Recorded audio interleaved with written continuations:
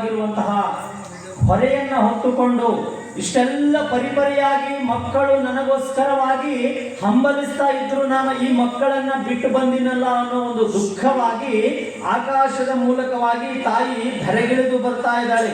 ಆ ಒಂದು ಬರುವಂತಹ ರಭಸಕ್ಕೆ ತಾಯಿಯ ಸೀರೆಯ ಸೆರಗು ಸರಿದಿದೆ, ಕೊರಳಿನ ಹಾರಗಳು ಹರಿದು ಹೋಗಿವೆ.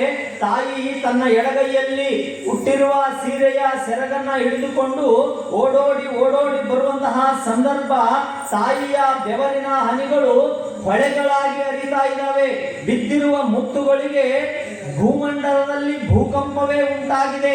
ತಾಯಿ ಬರುವಂತಹ ಸಂದರ್ಭ, ತಾಯಿ ಹಿಂದೆ ಹತ್ತಿ ಮರಕ್ಕೆ ಯಾವ ರೀತಿ ಲಕ್ಷಾನುಗಟ್ಟಲೆ ಹಣ್ಣುಗಳು ಇರ್ತಾವಲ್ಲ, ಆ ರೀತಿ ತಾಯಿ ಬರುವಂತಹ ಸಂದರ್ಭ 100 ಮೋರೆಯ ಬ್ರಹ್ಮರು, 200 ಮೋರೆಯ ವಿಷ್ಣುಗಳು, 300 ಮೋರೆಯ ರುದ್ರರು, ತಾಯಿಯಿಂದ ಋಷಿವರ್ಯರು, ಕಿಂಪುರುಷರು, ಗಂಧರ್ವರು, ಎಲ್ಲ ದೇವಾನುದೇವತೆಗಳ ಇಡೀ ಭವ್ಯವಾಗಿರುವಂತಹ ಸಮೂಹವೇ ತಾಯಿಯಿಂದ ವೇದ ಘೋಷಗಳನ್ನ ಮಾಡ್ಕೋತಾ, ನಗಾರಿಗಳನ್ನ ಬಾರಿಸ್ಕೋತಾ, ಮಂಗಳ ವಾದ್ಯಗಳನ್ನ ಹಾಡ್ತಾ, ವೇದಗಳನ್ನ ಉಚ್ಚರಿಸುತ್ತಾ, ಮಂತ್ರಗಳನ್ನ ಉಚ್ಚರಿಸುತ್ತಾ, ತಾಯಿಯ ನಾಮ ಸ್ಮರಣೆಯನ್ನ ಮಾಡ್ತಾ ಎಲ್ಲರೂ ಕೂಡ ದಡದಡನೆ ಇಡೀ ಬ್ರಹ್ಮಾಂಡವೇ ಬಾಯಿ ಬಿಡುವ ರೀತಿ ಒಳಗಾಗಿ, ಇಡೀ ಬ್ರಹ್ಮಾಂಡವೇ ನಡುಗುವ ರೀತಿ ಒಳಗಾಗಿ ಅಷ್ಟು ದೊಡ್ಡದಾಗಿರುವಂತಹ ಪರಿವಾರ ಆ ತಾಯಿಯ ಬರುವಿಗೆ ಹಿಂದೆ ಬರ್ತಾ ಇತ್ತಂತೆ. ನೋಡ್ರಿ, ತಾಯಿಯ ಲೀಲೆ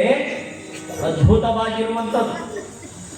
ಇಂತಹ ಮಹತ್ವಪೂರ್ಣವಾಗಿರುವಂತಹ ಬ್ರಹ್ಮಾಂಡವನ್ನ 500 ಕೋಟಿಯ ಯೋಜನೆಯ ಅಳತೆಯಲ್ಲಿ ತಯಾರು ಮಾಡಿದ್ದಾಳೆ. ಪ್ರತಿಯೊಂದು ಬ್ರಹ್ಮಾಂಡಗಳಿಗೂ ಕೂಡ 3 ಜನ ಬ್ರಹ್ಮ ವಿಷ್ಣು ರುದ್ರರನ್ನ ಅಲ್ಲಿ ಸ್ಥಾಪನೆ ಮಾಡಿ ಆ ಜಗತ್ತಿನ ನಿರ್ವಹಣೆಯನ್ನ ಮಾಡುವಂತಹ ಕಾರ್ಯವನ್ನ ತಾಯಿ ಮಾಡ್ತಾ ಇದ್ದಾಳೆ. ದೇವಿ ಬರುವಂತಹ ರಭಸ ಇಡೀ